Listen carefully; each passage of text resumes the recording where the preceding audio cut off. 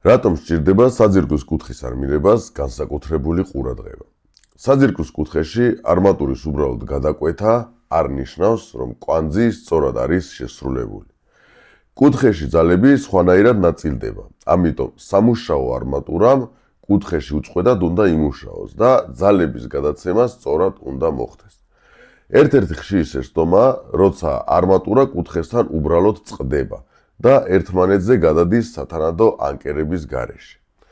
განსაკუთრებით მნიშვნელოვანია ეს მონოლითურ ფილებსა და ლენტურ საძირკველში, სადაც არმირება ერთიან სისტემად უნდა მუშაობდეს. უნდა გავითვალისწინოთ ის მნიშვნელოვანი საკითხი, რომ კუთხის არმირების კონკრეტული გადაწყვეტა დამოკიდებულია კონსტრუქციის ტიპზე, დატვირთვებზე და კონსტრუქციულ პროექტზე. ამიტომ ინტერნეტში ნანახი ერთი სქემის ყველა სახზე გადატანა არ შეიძლება.